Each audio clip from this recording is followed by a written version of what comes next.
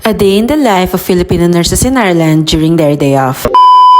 4 days a week ang pasok ko at fixed weekends off naman ako. Thursday ang off ko this week, kaya ayan, school runs day. Naihatid ko na si Rain sa work niya at yung dalawang bata sa school nila. 9 to 12 ang pasok ni Evie sa school, kaya I have 3 hours of free time para gawin lahat ng kailangan kong gawin sa bahay. Nag-bake ako ng cake order, kaya isang tambak ang hugasin ko. Dineliver na nga rin pala yung storage na in-order ni Rain, kaya nalagasan na naman po tayo ng euros. Talking about utakan. Kailangan kong ipasok sa loob ng bahay kasi pangit ang panahon this weekend. And that is also the main reason kung bakit bumili muna si Ray ng temporary storage while wala pa kaming shed. Mahalya din kasi bumili ng shed at kailangan proper na yung backyard namin. Mas maganda kung sementado na yung papatungan ng shed, kaya it can wait naman. So, small storage muna for now. Ayan, getting ready na si Inday sumabak sa gera. Nakapag-masteral na nga pala si Inday sa paghuhugas ng pinggan, kaya huwag ka mag-alala, mamagicin lang niya yan.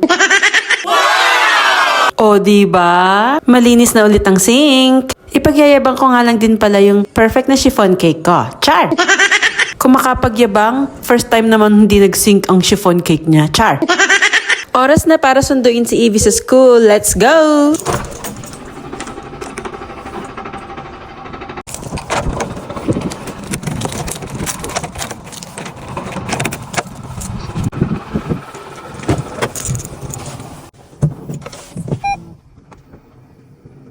At dahil bago lang tayo sa pagbablog, nakalimutan kong i-video nung sinundo ko si Evie at si Ate Gabby.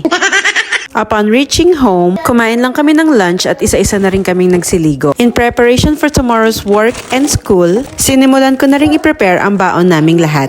Nuggets and meatballs for tomorrow's video! Char! Gabi na nga din pala, kaya in a few minutes susundo naman kami kay Daddy Rain. Napakabilis ng oras, lalo't busy ka. Never ending ang household chores compared sa work. Agree? 12-hour shift si Daddy Rain, kaya 8 o'clock na ng gabi nang sunduin namin siya. Mas malayo yung hospital na pinapasukan ni Rain compare sa pinapasukan kong hospital from our house. Nax, pogi yarn, char. Hanggang dito na lang pala ulit ang video namin. Kung hindi ka pa naka-follow ay mag-follow ka na. Maawa ka na, char. Salamat sa panonood. Bye!